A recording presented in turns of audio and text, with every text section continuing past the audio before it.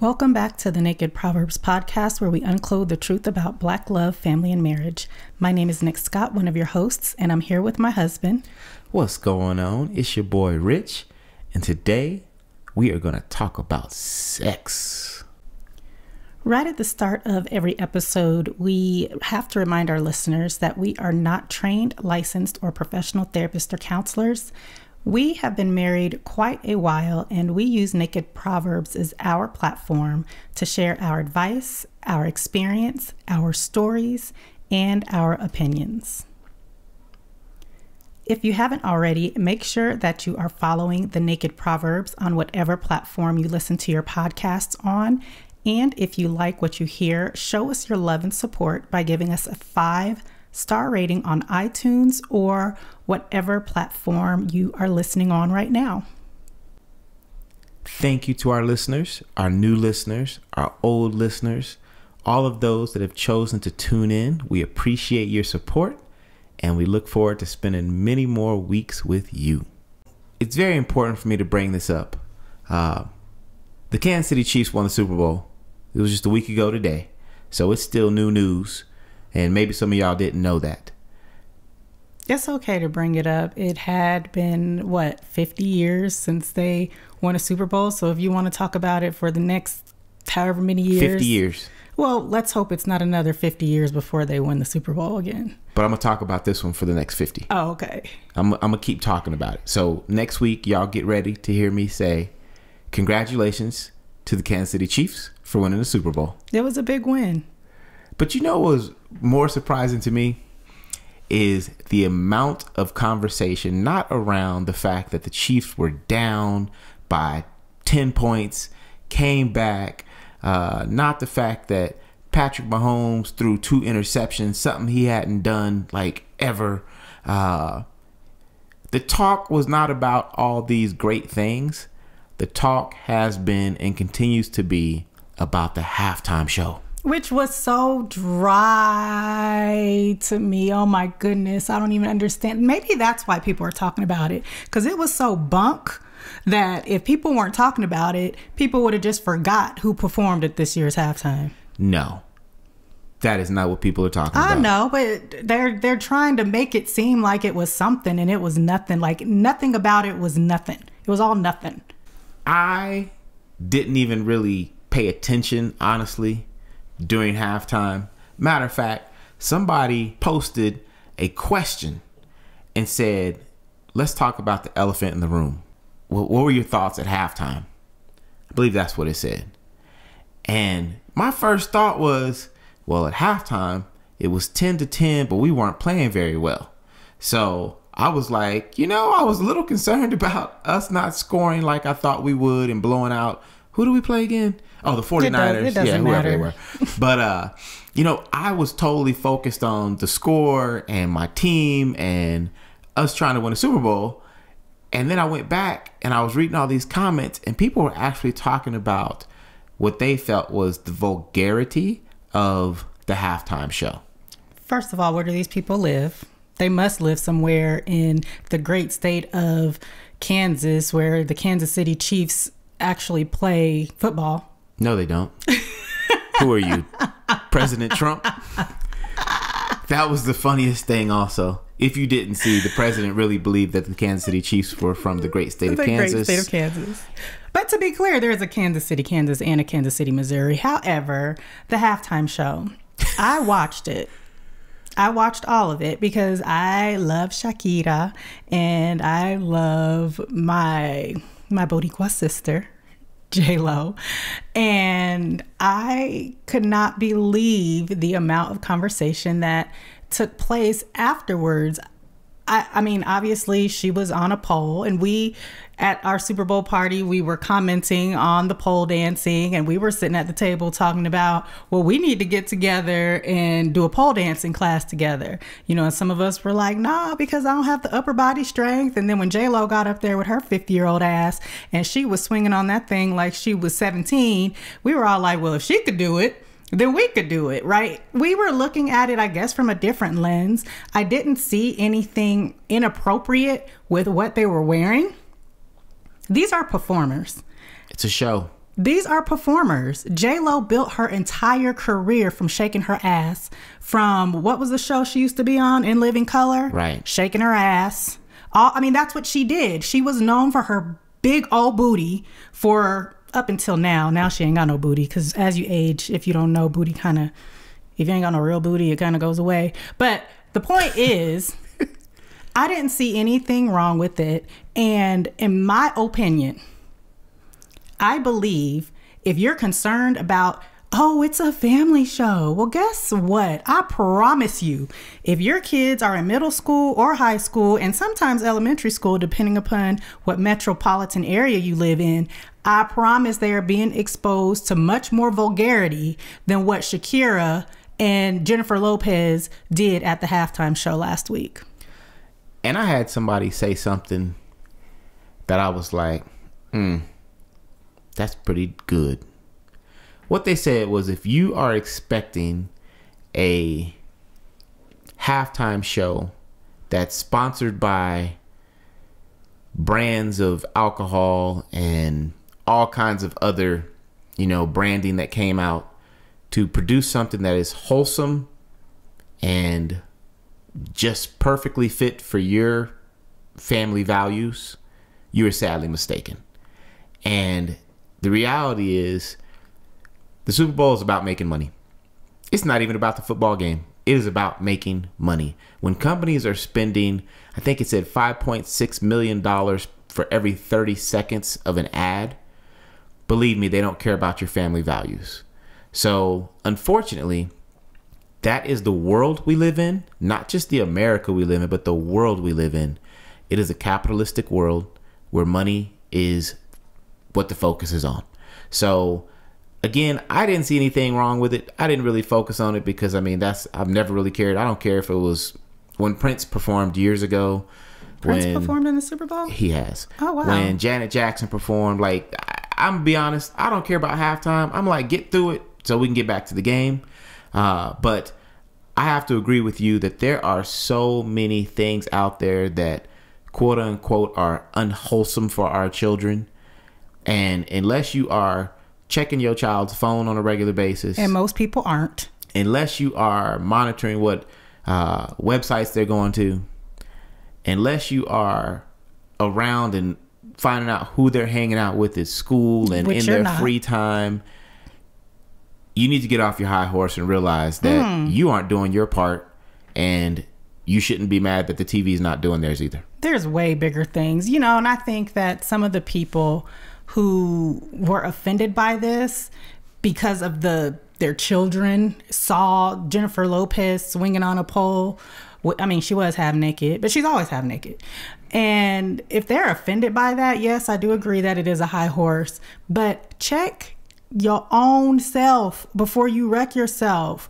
It's like, what do you have going on with your kids and raising your children that you feel so offended, as if your kids have never seen anything like that? Like this is 2020 in America. I promise. Like I said, they have seen things and been exposed to things much worse than that. Just because you don't know about it doesn't mean that they haven't seen it, or that they're not engaging in it, or they haven't been exposed to it.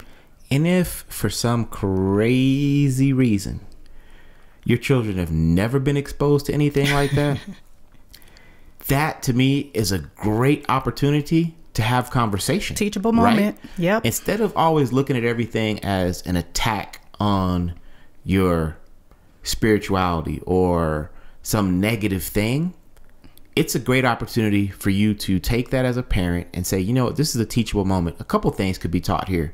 You know what? We should never objectify a woman's body just because of what she's wearing, son. It's okay that she wears that because you know what? That's what she's confident and that's what she wants to wear. Or you know what, sweetheart? If you want to wear that, but understand that it doesn't require you to wear that to be sexy. Right. I think there are some great conversations that can be had around the Super Bowl halftime show, but unfortunately, those aren't the conversations that are being had. Mm-mm. It's a lot of judgmental, spiritual, religious wrongdoing conversations, and not deeper better conversations. And, you know, one last thing I'm going to say before I pass the mic is, you know, I grew up in a very religious, spiritual household. And when I left home at 18, there were some things I had never been exposed to.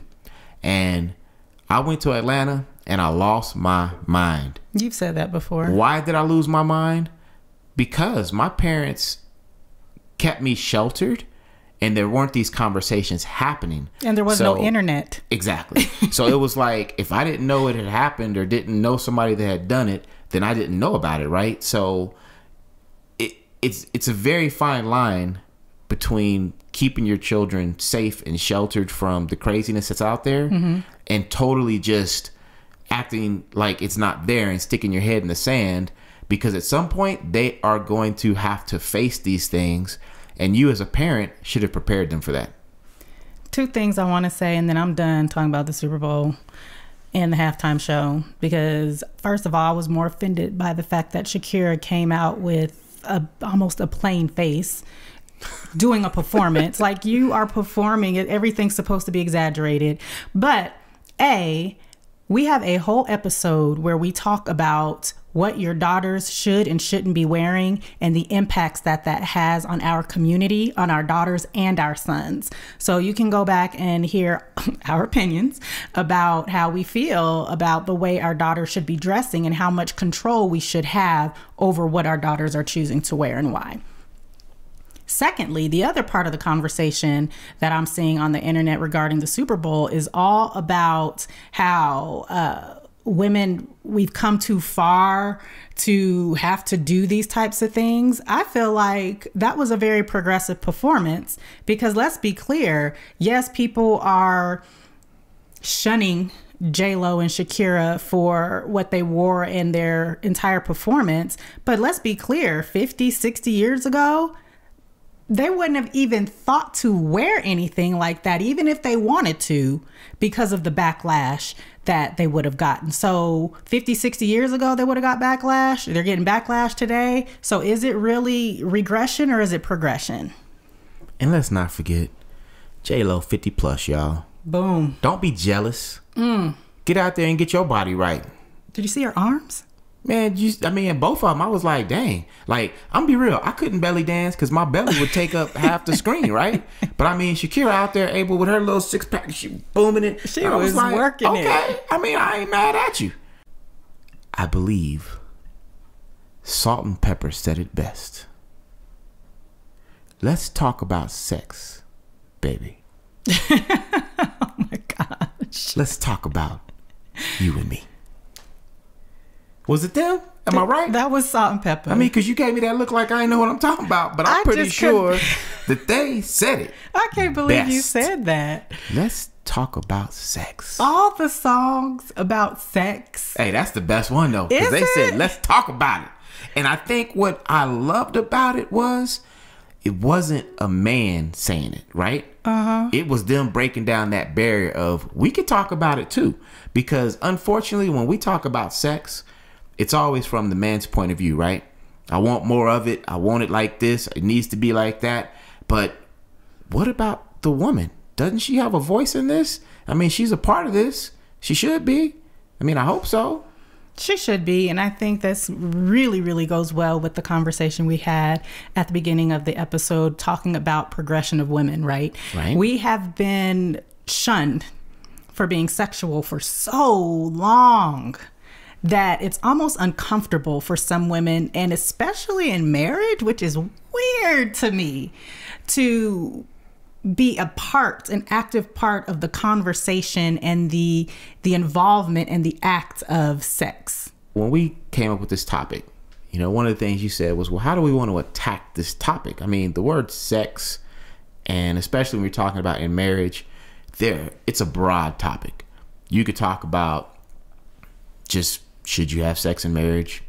You could talk about pornography in marriage. Yep. You could talk about infidelity. I mean, sex is such a broad topic when you're talking about marriage. But today we really want to focus on the importance of having sex in a marriage and how that can bring a couple closer together. even in research, because of course there's research on everything, right? And who doesn't want to research sex? I mean, every scientist is like, that's the job I want.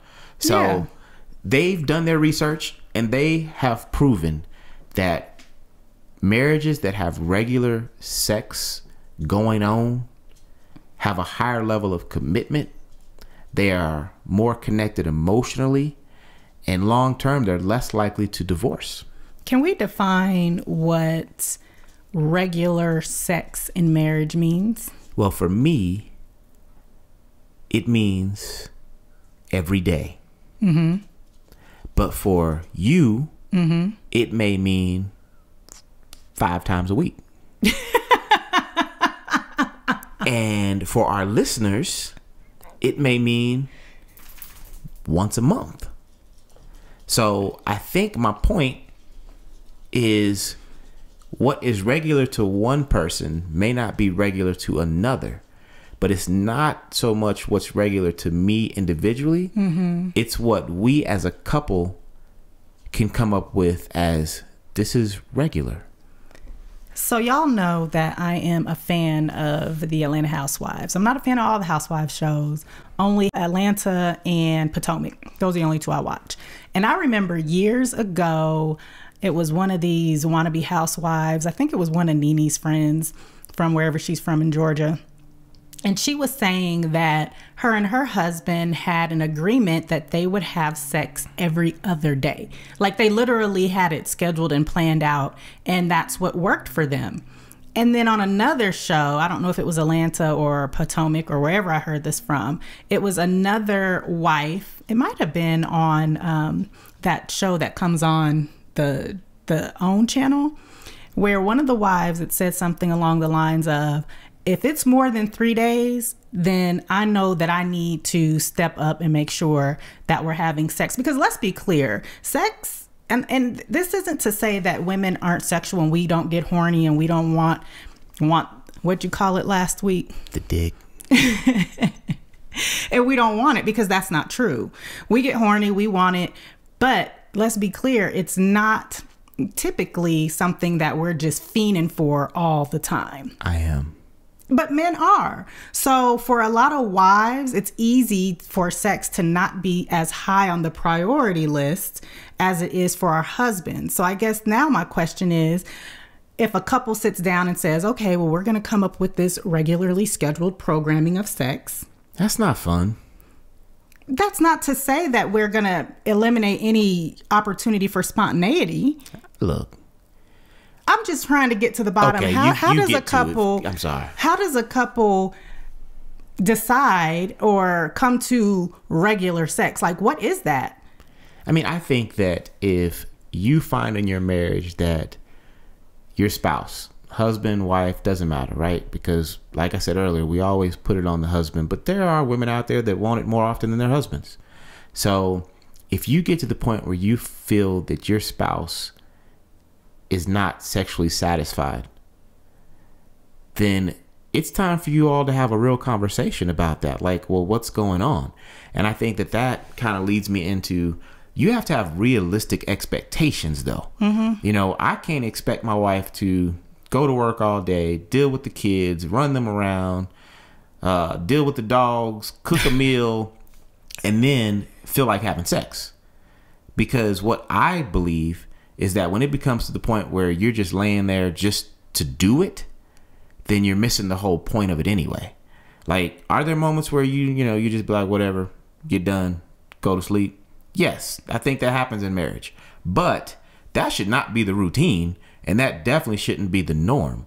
So for me, when we start talking about what is a good number for regular scheduled sex, how much sex should you have? How much sex should you have? Look, I told you I can have sex every day and I'd be totally happy with that. Yeah. But I also know that that's not realistic.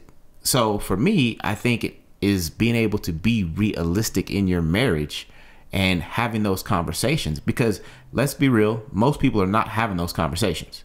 They're not having preemptive strikes on this to say, you know what, look, sweetheart, last month we had sex 3 times. And honestly, that just didn't do it for me. I enjoyed it. I'm not saying I didn't love it, But 3 times, I mean, it's in a whole month? 31 days in the month, That's 30 days in the yeah. month, 29 this month, whatever it is, right? And I think that you have to communicate. Like, that's what creates that opportunity to figure out what is your normal. Because like I said, you might have a husband and wife that both like to get it in. And they like, look, we once a day. Fool, we twice a day. You know? So I don't want to slow his roll down because I'm a once a day, or hers, because I'm a once a day guy. I mean, I could become a twice a day guy. You know? I don't know if I can do more than twice, though. I'm getting old. So I kind of chuckled just a little bit when you said 3 times in 1 month. Oh, yeah. It happens. I've heard people say it. And that ain't ever happened to me. I don't want to sound like I'm judging, but I do want to point out how much we talk about the value and the importance of connecting with your spouse on this podcast. And if there are 31 days, this is February, so there's 29 days this month.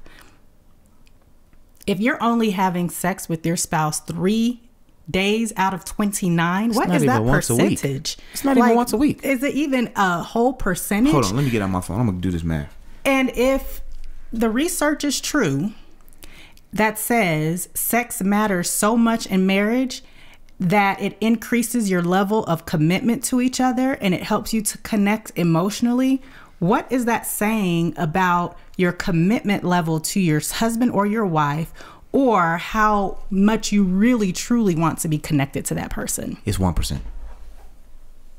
It's 1%. 1%. If you were putting forth 1% effort in any other area, at work, if you're a student at school, what would happen? You'd be getting an F. Or fired. Yeah.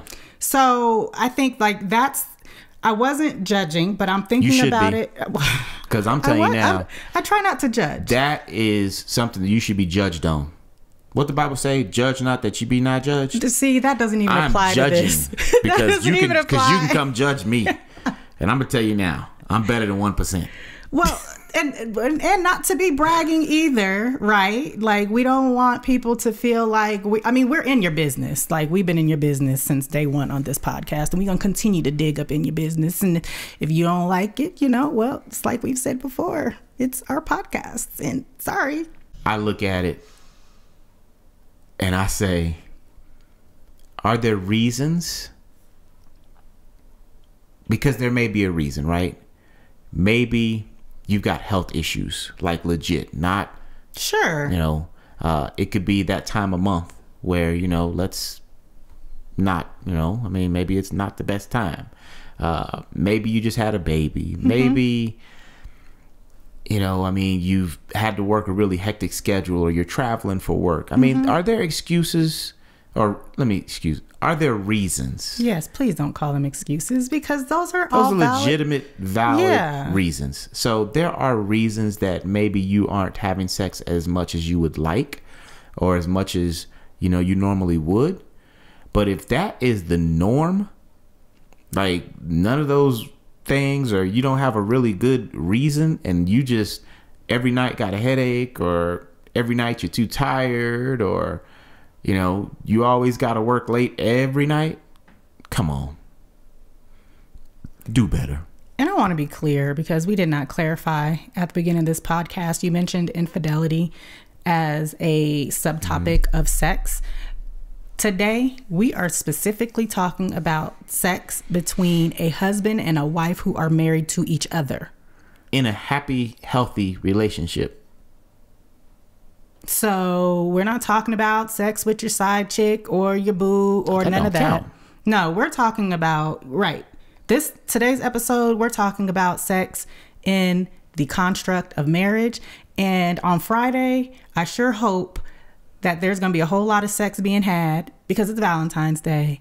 And I hope there's a whole lot of sex being had between on Monday, Tuesday, Wednesday, Thursday, Friday, Saturday, and next Sunday. Like, come on now. We don't need no special day to somebody tell me I can tell my wife I love her. But if that's what works for people, then... People, change then.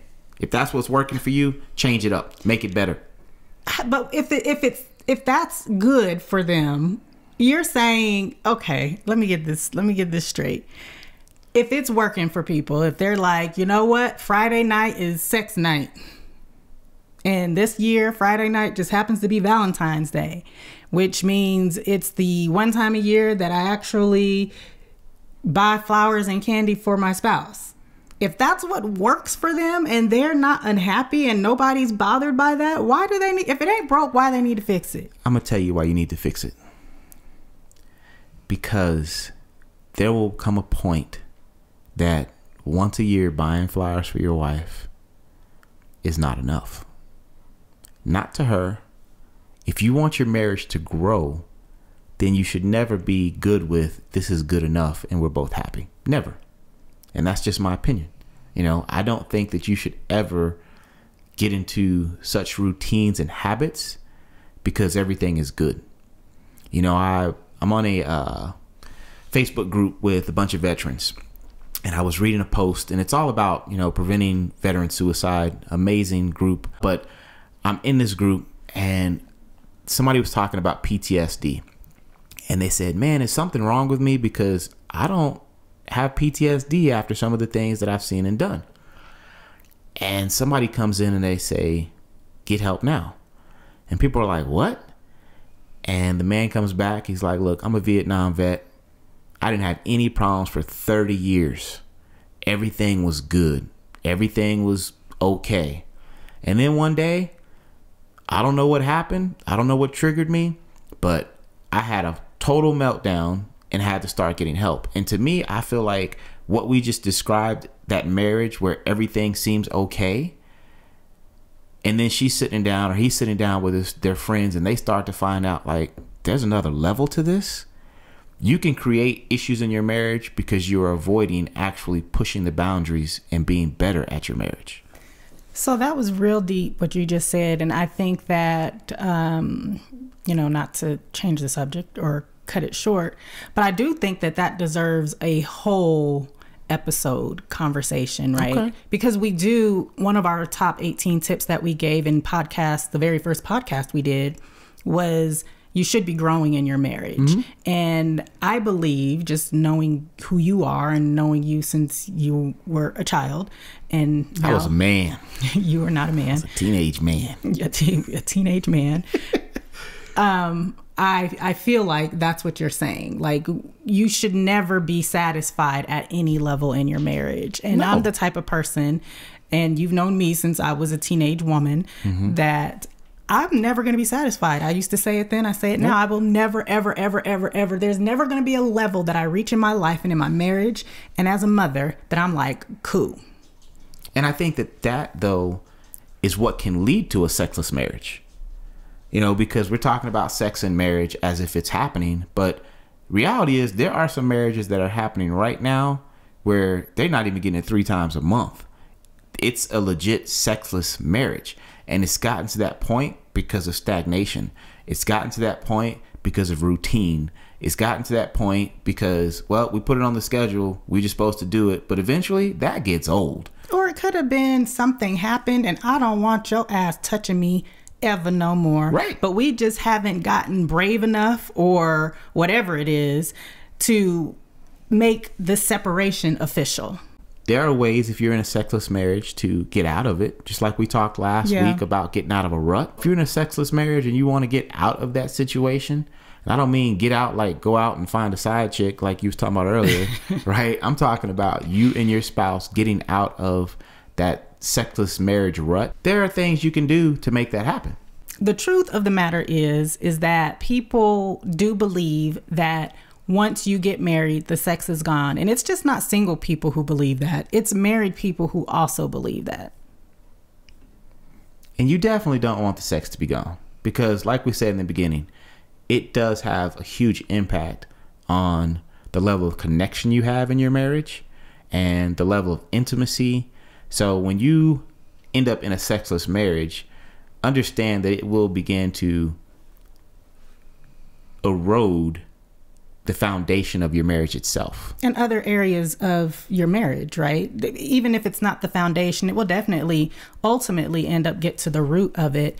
But not being connected with your spouse through sex seeps into other areas of your marriage. It just does. And, you know, I said earlier, you know, you may end up in a sexless marriage, or you could find yourself there. Getting out of that rut is not just having sex. No, because it can't be just the routine of sex. Like, you have to start from the basics in the beginning. So it really is simple things like we talked about, and we've talked about in the past, about physical attraction. Yep. Maybe your spouse has lost that physical attraction to you because you haven't done your part. Have some date nights. Have some touching. Like we've talked about, you know, the challenge we had, which was hold each other in bed for 5 minutes before you get up out of the bed. Remember that challenge, right? Those types of things can reignite a sexless marriage and lead to sexual intimacy. Thank you so much for tuning in to this week's episode of the Naked Proverbs podcast. We want you to truly have a happy marriage. We want you to continue to thrive in your marriages and indulge in your spouses on a regular basis. Don't forget to follow the Naked Proverbs on whatever podcasting platform you listen on. And we will be talking at y'all in the next one. Peace.